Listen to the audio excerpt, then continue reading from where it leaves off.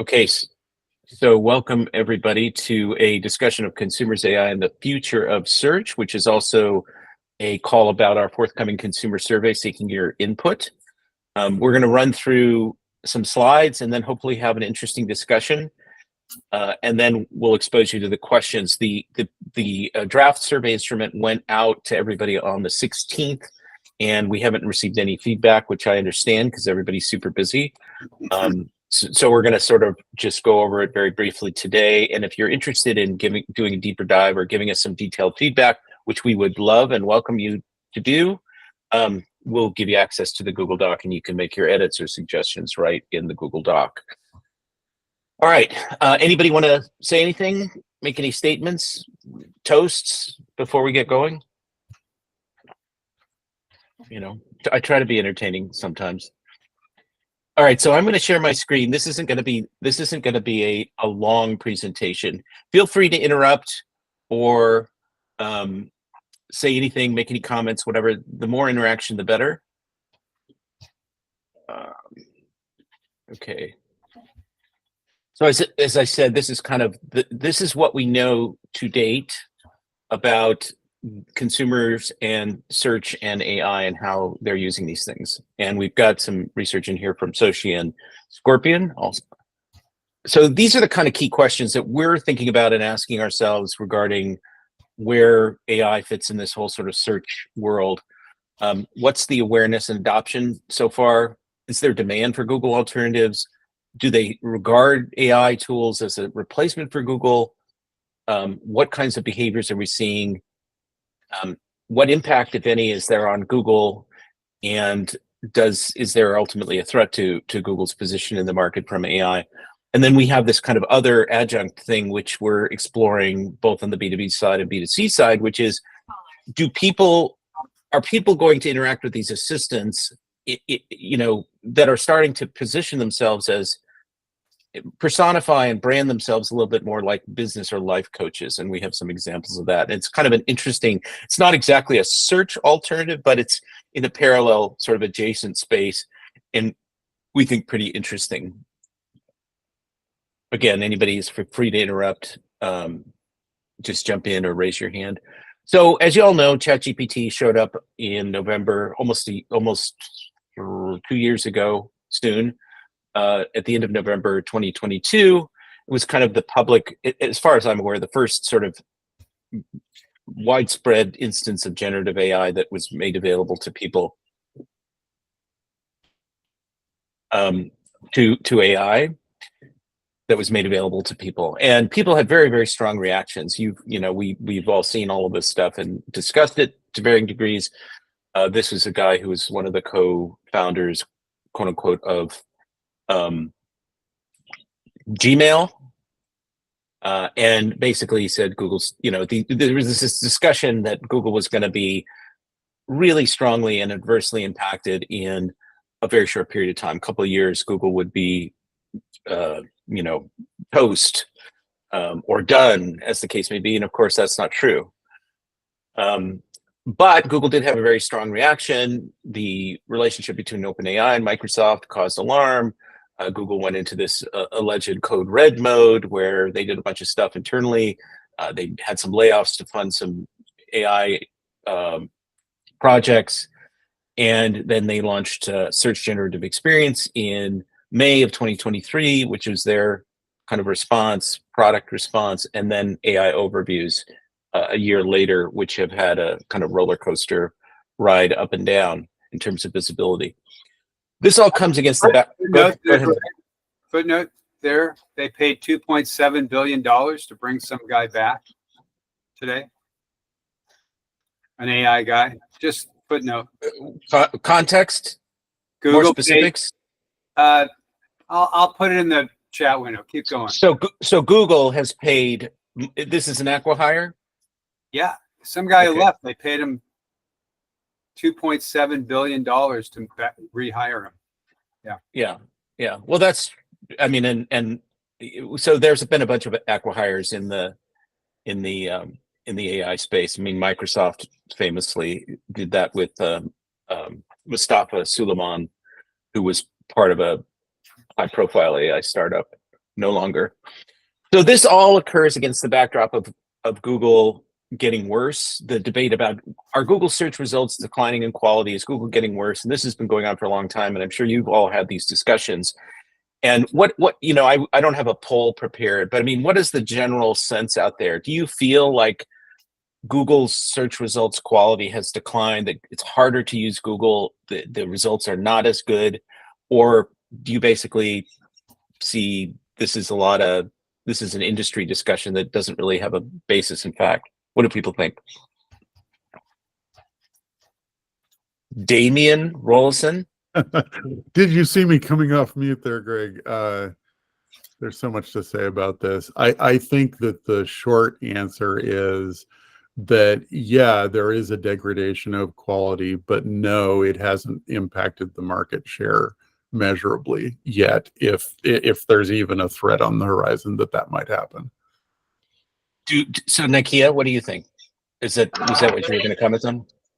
Yeah, I was just going to say similar, but I think there's less relevant stuff because ChatGPT and other AI sources are just compiling from several different places, and it's just so much easier that the search volume, I can't imagine it staying what it is.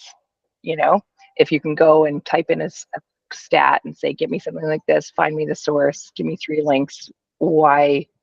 Yeah, it's hard to picture it staying as relevant. And by it, you mean Google? Yes. Right. I mean, I can tell you in my sort of focus group of one that I use Google about 50% less than I did before I started using all these tools. Now, I may be an extreme case, but I just find it very frustrating and difficult to use Google. Sometimes I do. Certainly in local, it's much stronger than still anything else. But just sort of generally for informational queries, research, I use ChatGPT or Perplexity, and I find those to be much more efficient and effective. I don't know if other people have a similar experience. I mean, how many people on the call are using Google less today based on the existence of these AI tools? I'm definitely using it less. I mean, I think you can ask more complex, more in-depth questions with something like ChatGPT. And it'll give you a summary of what the answer is versus you having to go to a website and then search that website for the information. So, and this is what we find anecdotally when we talk to people sort of in the industry or our colleagues or whatever, that this is kind of what's going on, is that people seem to be using Google somewhat less and are using these other tools. But that doesn't seem, are we just sort of an insular group, or is this sort of what's going on more broadly? That's the interesting question. Depends heavily on the use case, I would say, number one. And number two, I'm curious as to whether what is going to end up happening with AI overviews is that it's going to train consumers who wouldn't otherwise have done it, that AI can be used for that type of purpose, and it'll drive more people away from Google eventually. Well, it's interesting because in a Tenuity survey, which I cite, which is the first one that I'm aware of that asked directly about the relationship between search and AI, they found that people did like the AI overviews for the most part on Google, and they said that it improved the search experience for them, which is interesting. But it did no questions about training them to go elsewhere so far. This slide in front of us is actually it's lifted directly from a Scorpion report, which isn't about AI, but it's about search and people's experiences of search today versus in the past, based on recollection. And the sort of gestalt of the survey is that people, or at least one major part of it, is that people are having seemingly more difficulty getting information. It's taking longer, they're doing more queries, and they sometimes now question the credibility or quality of the results. So it doesn't explicitly address frustration, but it seems to imply strongly that there's some frustration, greater inefficiency today in the search experience. And of course, we all know a couple of years ago, before the advent of ChatGPT or the public launch of ChatGPT, Prabhakar Raghavan, who's Google's SVP of Search and Ads, made this statement at a TechCrunch event saying, younger people aren't going to Google or Google Maps to look for restaurants. they're going to TikTok and Instagram. And that got enormous amount of attention. I mean, it was partly Google sort of doing some spin for antitrust purposes, but undoubtedly also true. And this got a lot of attention and sort of was its own sort of debate thread. Damien, you'll recognize this. This is from a Sochi survey, Sochi report that came out, I believe, in Q1, March of this year. And it contains a lot of information, but this narrow point here is seemingly validating what Raghavan is saying, that younger users, when you segment the data by age, it's validating what he said. Basically, people are doing local searches on Instagram and TikTok, and then Google. Google is sort of in this third position, although very close to TikTok. Damien, anything you want to add to that? You know, we cite this slide a lot, and I think it's, you know, as you move across the age groups, what you see is that in the 25 to 34 and 35 to 44, the usage of Instagram and TikTok is still very significant, and then it drops off in the three older groupings down to almost nothing. But it's not just an 18 to 24-year-old phenomenon. Yep. That's just where it's most notable. Hey, David, right.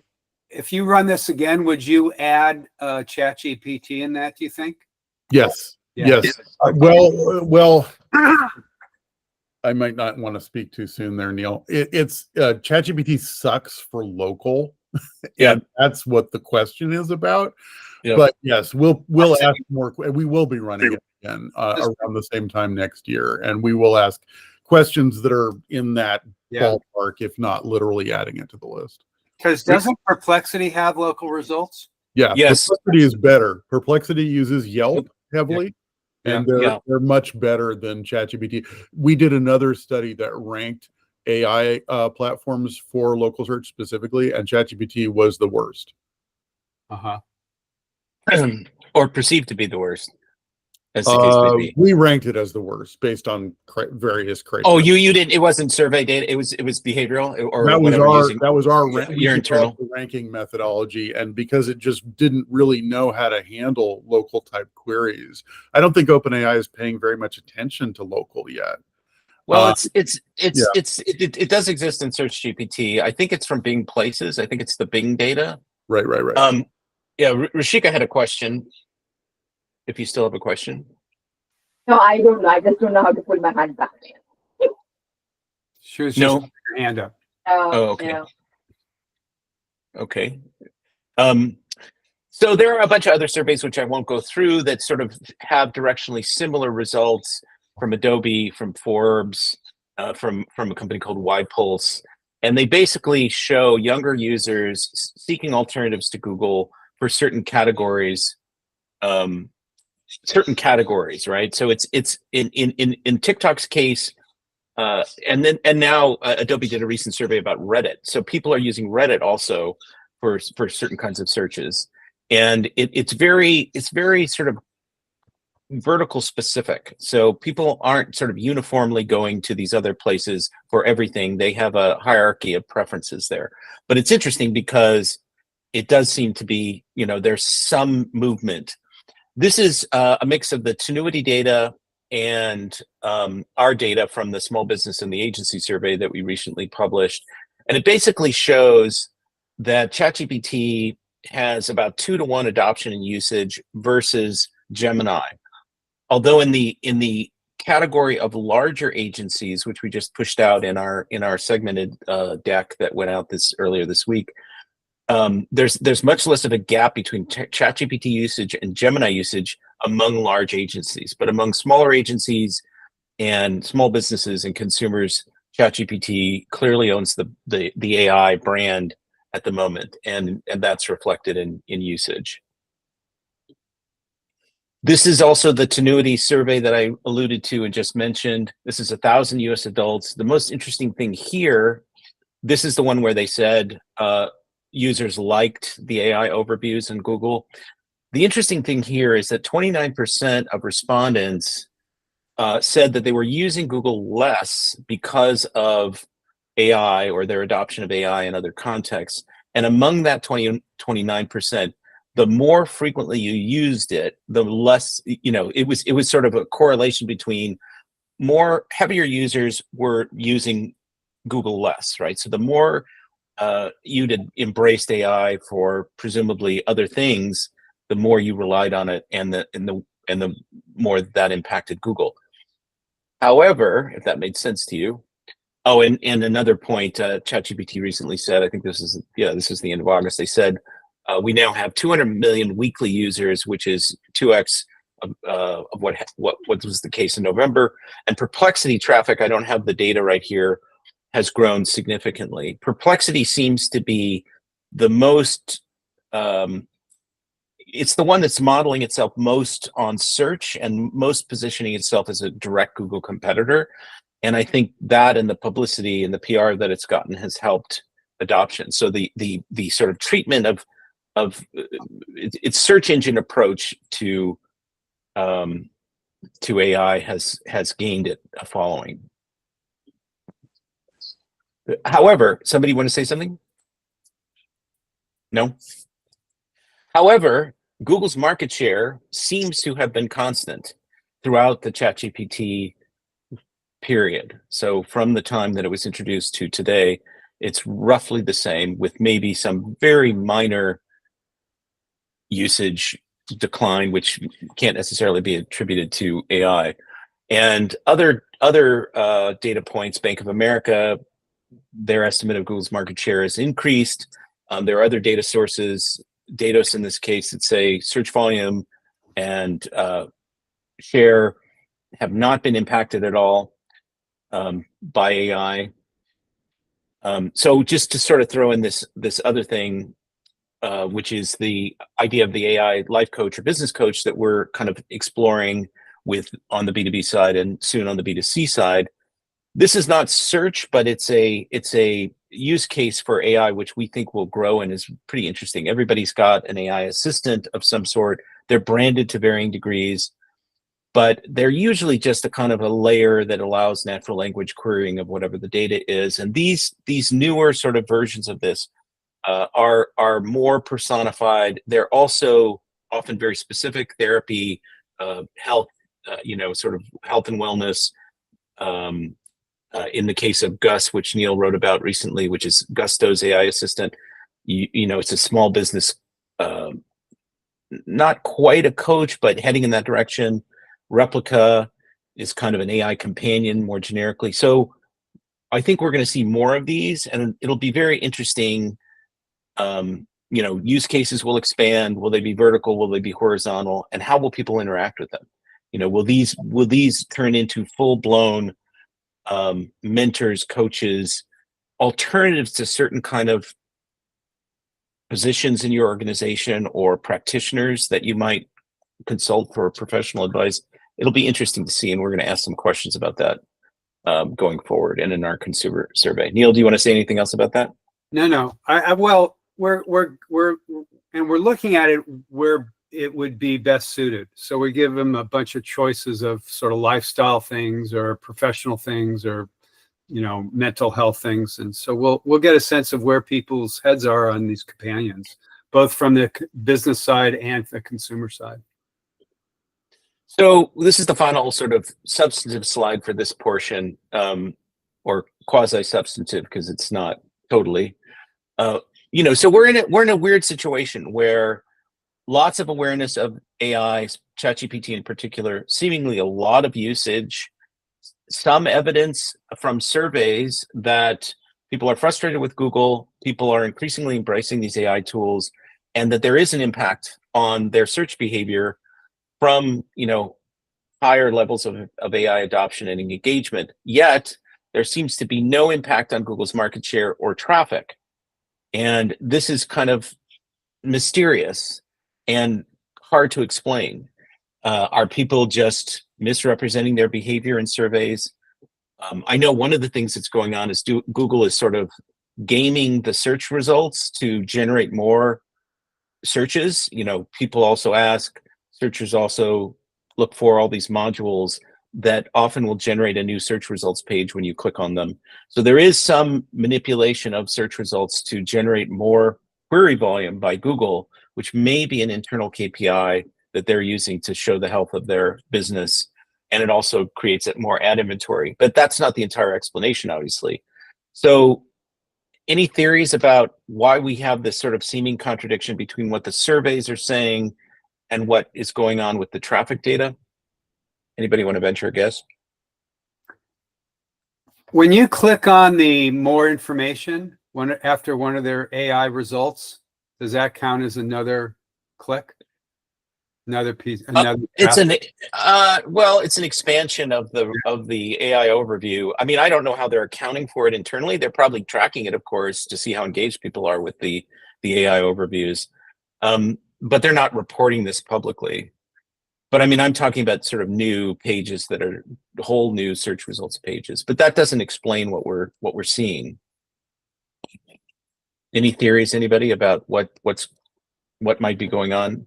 I mean, there's often a difference between survey responses and behavior, and people will often sort of rate themselves or say what they think they should be doing, or their aspirational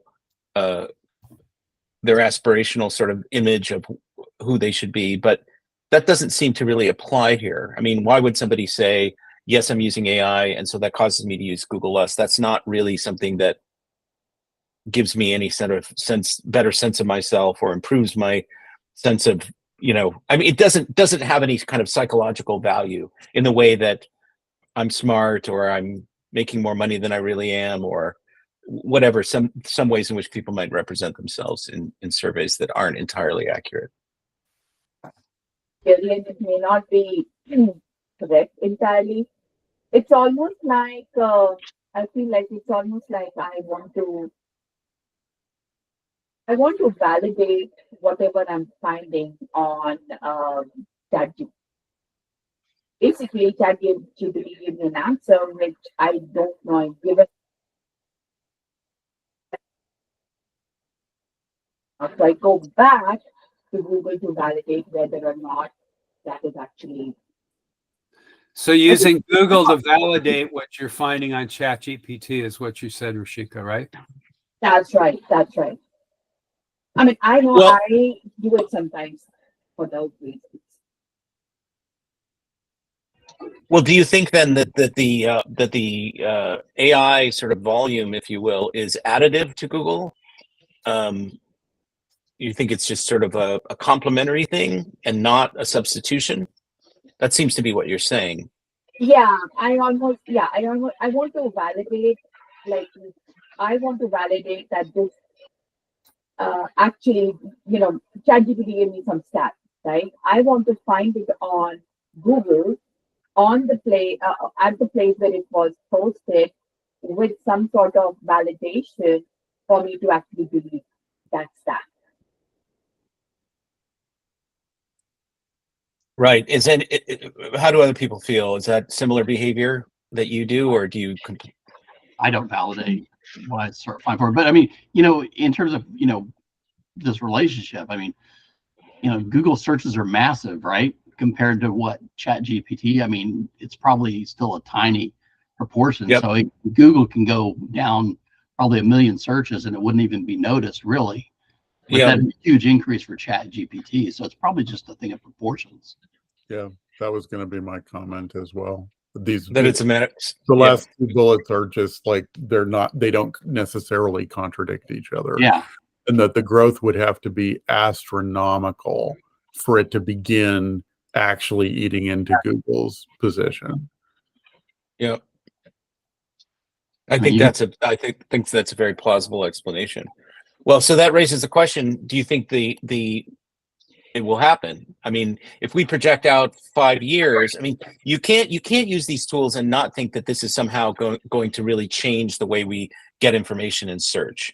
I mean, I just think it's impossible to engage with these things and say, this isn't the future, or I'm going to go back to the way it was. So, 3 years out, 5 years out, do you think there's any material impact on search, or do you think Google has successfully sort of co-opted that movement, which they did in mobile? Justin, Justin, Yeah. One thing that I'm thinking about is maybe with ChatGPT, it takes less searches to get the answer you need. Whereas with Google, when I search something, it takes 5 or 6 searches for me to get to what I'm looking for. So the quantity of searches I have on Google is higher because I'm not getting the answers that I need. So I have to search more. Right. So search volume is not necessarily indicative of satisfaction. It's just, that's what the Scorpion survey seemed to be indicating, that people are searching more frequently, but that may be because they're not finding the information that they need or want quickly. Which could go to the agreement that Google quality is in decline. So when you have bad quality, you have to search more for it. And so maybe that's why the quantity is still high. Yeah. I don't know to what extent that perception sort of exists in the public mind. I mean, I think there's been an enormous amount of media coverage of the issue about Google search quality degrading, but it's not clear that that's penetrated to, quote unquote, regular users. I don't see the consumer market picking up on any of that coverage. Well, we don't know that. I mean, that's a question for, a survey, right? I mean, that's something that's actually perception of Google search quality is not a question in our current survey. Maybe it should be. Should be. Yeah. There was a commentary that I thought was pretty compelling that generative AI, the supposed generative AI revolution, is really a user experience revolution, or even a user experience experiment. Because I find it very interesting that the Google results that are now packaged as AI overviews are not substantively that different from featured snippets and other things that pre-existed right. That experiment. And in fact, both of those things are also powered by AI. It's just more explicitly powered now. So it's really, about, are consumers going to like this new interface more than they did traditional search, which is unproven. That part is unproven. I think Search GPT is probably going to be yet, another step in that story. And, but I don't think it's clear yet to try to answer your question about the future. I don't think it's clear yet that consumers are really embracing that new experience. But I mean, at least in the Soci data and some of the other surveys that I cited, there seems to be an appetite for, I mean, if you look at any of the anecdotal information, what younger people say, and if people that have kids that are in, sort of middle school or above, will tell you that they're going to TikTok or they're going to Instagram for business information or whatever, recommendations, products, because they feel like it's there's a certain, we can debate the authenticity of social media, but they feel like there's a real person there giving them some exposure to a real experience. And, they like that. And they also, my 25-year-old daughter basically says, she just searches for everything on TikTok or almost everything, because she can assess the credibility of the person. It's more immediate and it's more efficient. There's a lot of talk among young people about the frustration of sort of clicking back and forth and wading through a lot of data and lots of ads. And, Google is now Google SERP is kind of like the Las Vegas Strip, with just all these modules and boxes and units, which Google is using to try and address different search intents and also to fend off competition. Hey, Greg, when your daughter says that, is she speaking about products and services, or primarily products? Makeup. She's talking about restaurants and experiences. I mean, she's not going to too many auto mechanics because she doesn't have a car in San Francisco, but it's a broad use case. Yeah. And if you look at the Adobe data and you look at the Forbes data, people are using these social media sites for different things, and Reddit also is in there. Electronics, health and beauty. I mean, they're being very deliberate. Nikia, what was your question or comment?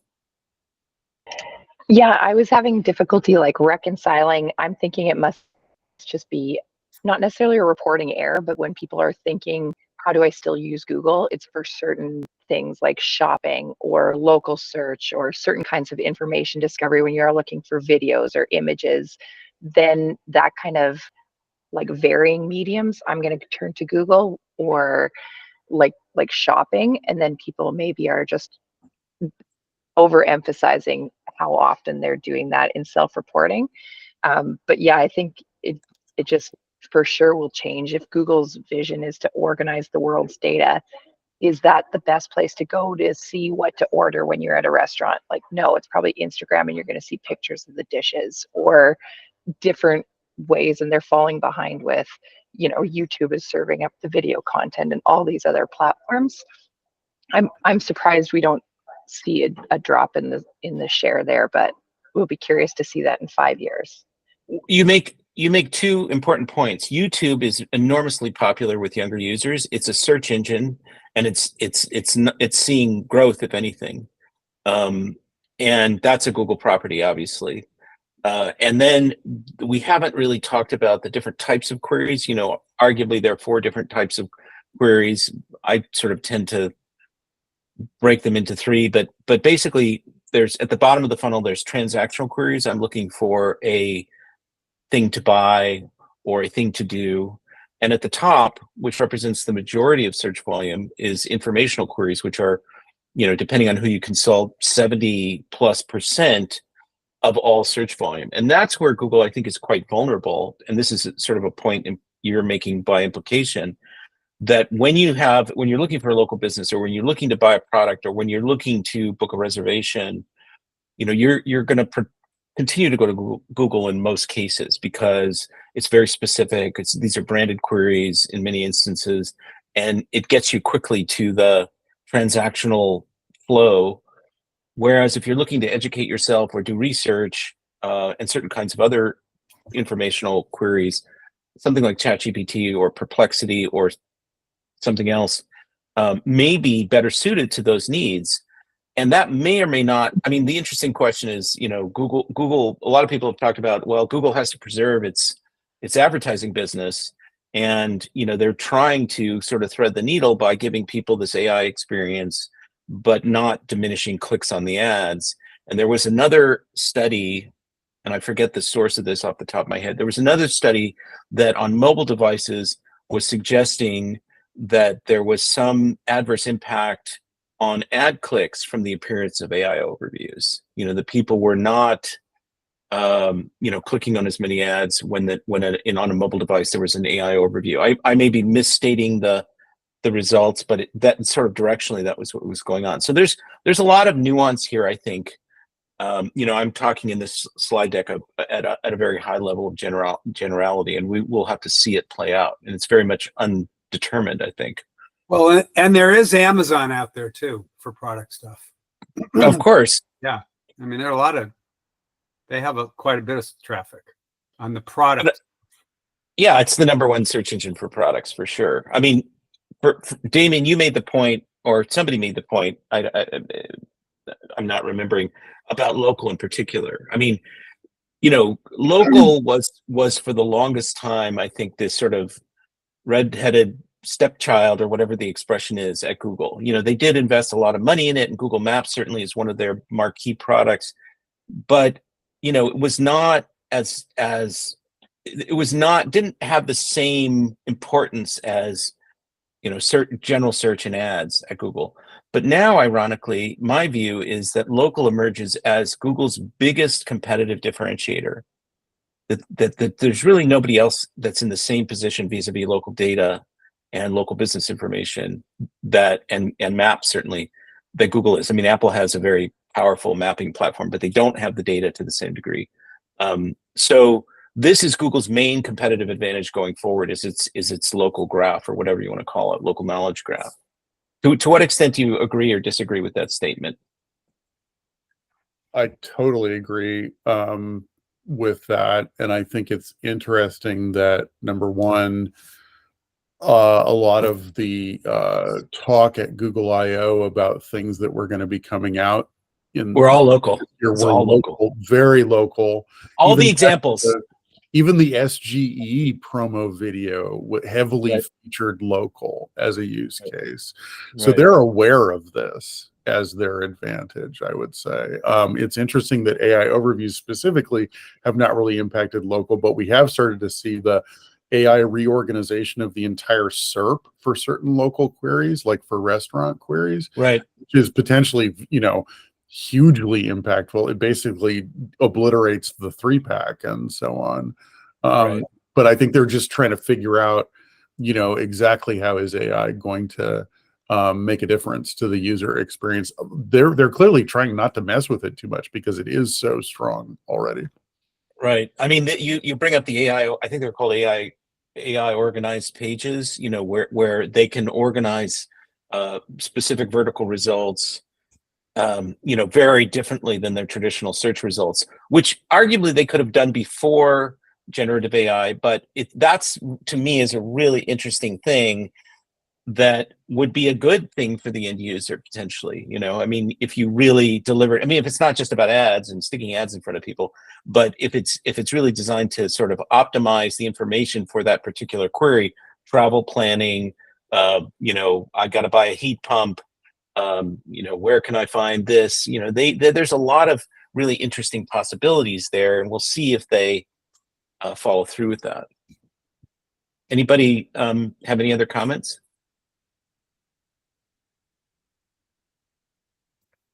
No? And I know you're finding this incredibly fascinating, and my delivery is just exciting to you. What Yeah, AI tool? going great. No, I'm kidding.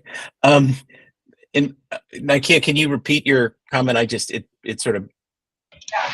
Yeah. Oh, you are. Sorry, You're validating me. Okay, thank you. Yeah, I'm just like affirming what you're saying as I'm thinking. It is maybe more additive to traditional search engines. Okay. Like people are doing things that they wouldn't do on Google. Fix my email, change my grammar, write me a social post, whereas we weren't looking for that before. Yeah. So this is another interesting thing, because there's a lot of, I don't have a percentage right now off the top of my head, but there's a lot of adoption of AI for work. I mean, there's corporate AI adoption, and then there's individual AI adoption sort of outside of the official sanction of the company, where people are using it. Yeah, where people are using it to get their jobs done, right? And there's even a survey that says Gen Z members feel guilty about using AI for work. But there's a lot of AI, sort of informal AI usage for work, and that's sort of an avenue of adoption. And what's really striking is that everybody knows about AI. I mean, this is a product that has almost universal awareness, in a relatively short time after it launched. Everybody that I talked to, my kids, random people, they knew about it. They hadn't all used it. They didn't know all the details, but there was just enormous awareness. And this sort of work adoption trend may power some of the, search behavior, like the Tinuiti slide. I put a question in the chat window. How many of you are using AI at work that's not necessarily sanctioned by your company? I mean, Greg and I, we don't have anybody sanctioning what we're doing. We're using. Are you anybody? Well, let's just say informally using it, rather than having an official, usage policy or usage mandate. Are people using it informally just to do their jobs and to do, support the stuff they're doing? Nobody wants to say. I use it every day. Although I don't know what the sanctioning side of it is with Bird Eye, but we definitely, at least within certain teams, I know that there's an encouragement for it in certain aspects. But obviously, there's the data protection, privacy side. Right. But definitely, when it comes to tasks, content creation, writing an email, things like that, I mean, I don't think I could even keep my current workload up without it. So, I mean, I'm a heavy user. I'd agree with Justin, and I just add that maybe we're an exception because as a tech company, it's like not only encouraged, but it's almost mandated. Hey, how can you do your job better, faster? How could we integrate it into the platform? Like, whereas I talk to some of my friends at more traditional companies, and they're definitely, it's not mentioned on a corporate level. They're like pulling it in somewhat secretively, right? Fascinating. Well, it's interesting because we've encountered, at least anecdotally, a few instances where SaaS companies themselves are facing resistance, trying to roll it out, but facing internal employee resistance or generically resistance to change or specific resistance to AI out of fear of job losses or being replaced. So, and that seems to be a fairly common situation in many enterprises and larger SaaS companies, although I don't know specific numbers. Which is why we talk about small businesses probably being ahead of many enterprises, because they don't have the same bureaucracy, they don't have the same friction in adopting. So in the remaining time we have, I just want to run through, unless there are more comments or questions about the material. Okay, I want to run through just an overview of what our consumer survey is going to be, and we're hopeful that you guys will give us some feedback, and if we've missed questions or if there are things that you think. Yeah, no problem. Thank you for attending. If we've missed anything, if there's something you want to see, if there's something you think is not particularly relevant, please let us know. I mean, that's part of our value proposition here, is that we're doing all this research, but it's collaborative. We want your feedback. We want this to be responsive to your needs and interests. And some of you have been very, very good about giving us feedback, Alan in particular, but other people as well. If you're too busy, no problem. But if you have time, that would be great. So we're trying to learn a bunch of stuff, and these are the kinds of things, not limited to this, but basically these kinds of issues. How often? What are they using? What circumstances? Where do they trust it? Where do they not trust it? Is it a Google alternative? Why? If so, would they pay? I mean, this is one of the interesting things about the difference between search and AI that I think is in search's favor, is that many people won't pay for this experience, right? They'll do something ad supported, but they're not going to pay $20 a month. And then this coach idea is kind of interesting as an adjunct piece of this, as we discussed. I think we're going to see more and more of the coach metaphor, in different contexts, to help business owners, to help consumers. And it's interesting just to see what that level of awareness and those attitudes are. And then we obviously will slice and dice this by audiences. These next slides are the verbatim questions. I'm not going to go through them. You can look at them. I'm going to send the deck out so people can look at them. But there's also a Google Doc that has we have an instrument pretty close to being completed that has the aided responses, and so you'll get a chance to see all of those. But we ask general questions. We ask about search specifically, a lot of questions about search, and then we ask about the coach, and then we're trying to get insight into who these people are. And I think we will find some very significant demographic differences based on age, income, and education, and maybe location, but probably not as many. So, as I said, if you want access to the Google Doc to really sort of dive into it, just let me know and we'll give it to you. If you want to just send a few comments in email, go for it. Everything is welcome. Your feedback is welcome. Okay, great. Thank you, Nakia. Greg, one thing I would say is, especially on this first question about AI brands, I would ask that as an unaided question. I would get a couple of, at least one unaided response there to start with before you start the list. Okay. Great. But I'll give you access, Alan. You can. Yeah, and I'll go through it in more detail. I'm kind of skimming through the PDF. Thanks, Alan. Okay. So, if you have a burning question, I mean, last time with our agency, I don't remember who was the source of this, but we got some very good input and we added a couple of questions about specific content use cases from one of our members. So this is really not we're not doing this for PR. We're not doing this for, self-promotion. What we're doing this for is really to understand what's going on in the market and help you understand and to complement the research that you're doing. I mean, many of you are doing your own surveys, your own research, and we're here to validate that, to provide a different perspective. And so if Damien, you guys didn't ask something, we're not gonna go out and do a ton of PR around this. We may expose something, but this is not going to compete with anybody. So if you have things that you think should be in here, let us know. And we want to get it into the market by the middle of, it's almost October right now, the middle of October. So the next couple of weeks. And we're going to do 1,000. I mean, we may do slightly more than that, but we'll do 1,000 consumers, I think is going to be the sample.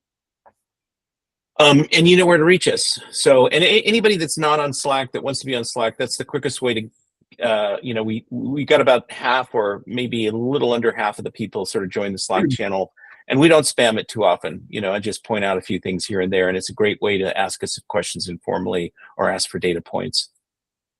So, so that's kind of the end of the presentation. I don't know if anybody has any comments or questions beyond what we've already talked about.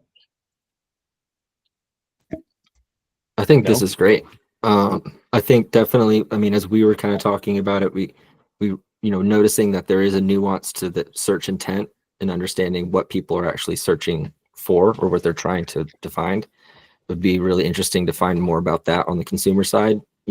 Like if you were to put them in a scenario like, okay, you're wanting to go to a new restaurant in a city you haven't been, what's the first place you go? Is it TikTok? Is it Google? Like understanding that intent. I do think it would be interesting to see how often do you see something on TikTok, like what Nakia was saying about shopping. How often do you see something on TikTok and then you go to Google to search for it to find the website? So that's follow-up searches, to get to the actual like direct website or whatever. Right. Those are good suggestions. That's very common behavior. You see something somewhere else and you go to Google to validate or to get more information. And that's often the way that marketing works. There's other channels where people get exposure, and then Google is sort of the last mile or the last click. Yeah. And then in the comment I mentioned earlier, I'm just curious as to how many people have the Google app, like with the iPhones, at least in the States, is super, it's the most popular phone. How many people actually download the Google app, or are they just accessing Google because it's the default Safari? So what would be really great, because I'm not writing this down. I mean, we have the recording, so I will capture this. Is, as people think of these things, just jot these questions down, because I'm not gonna. We'll get them off of the transcript, but I'm not gonna remember everything. So it would be very helpful, if you think of something later, just shoot me a note, or shoot us a note, or send it in Slack, or whatever. Just that would be terrific, because these are some good suggestions. Definitely. Neil, any comments you want to make before we No, I sign thought it off? was a great conversation. I'm so glad everybody showed up and participated, and you did a great job, Greg.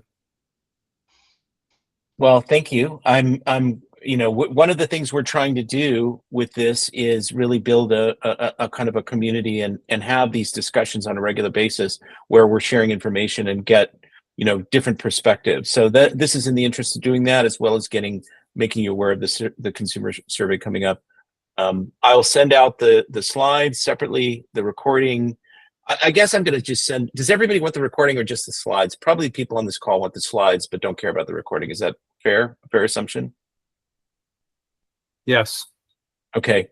I will send the recording to the people who weren't able to make it. I'll send the slides out to everybody, and to the people who requested access, Nakia and Alan. So far, I'm going to send you over the Google Doc. Everybody else, just send us your questions. And thank you very much for your time and attention. We know everybody is super busy, and we really appreciate it. Thanks, everybody. Have a great week. Thank you both. That was great. Thank you, guys. Bye-bye. Thank you, Neil and Greg. Thank you.